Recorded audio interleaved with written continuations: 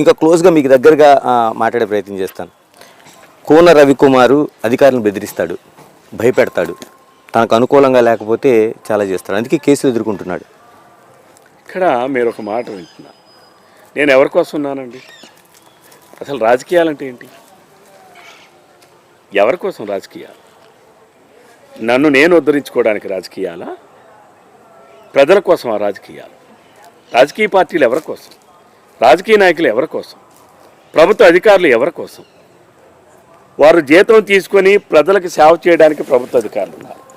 మేము రాజకీయాల్లోకి ప్రజలకి అందుబాటులో ఉండి ప్రజా సమస్యల పరిష్కారం చేస్తామని చెప్పి మేము ప్రజలకు చెప్పి రాజకీయ నాయకులుగా ఉన్నాం. నా డ్యూటీ అతి సామాన్యుడైన నా దగ్గరకు వచ్చి ఈ పని ప్రభుత్వ అధికారులతో పని కావాలి అని అంటే వారికి విన్నవించడం, అధికారుల దృష్టికి తీసుకుని వెళ్ళడం, విన్నవించడం, ఇది నా కర్తవ్యం. ఇది అంటే బెదిరించడాన్ని విన్నవించడం అంటారా?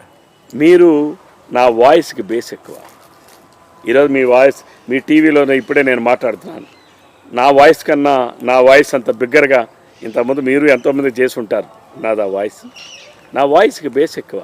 నేను మాట్లాడటమే మీరు బెదిరించడం అనుకుంటే బెదిరించాలని అనుకోండి, I don't bother about it.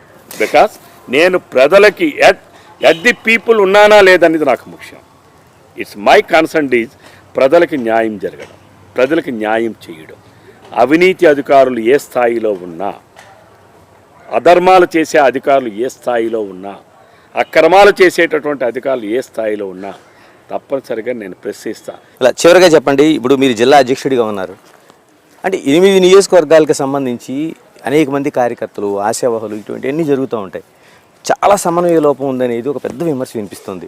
అంటే ఇది ఏ విధంగా భావించాల్సిన అవసరం ఉంది? అంటే ఇక్కడ సమన్వయ లోపం ఏం లేదు. మా జిల్లాలో అందరూ సీనియర్స్. బెందాలం అశోక్ గారు, నేను 3 తడవలు పోటీ చేశా, ఒకసారి గెలిచా. ఆయన 2 సార్లు పోటీ చేశాడు, 2 సార్లు గెలిచాడు.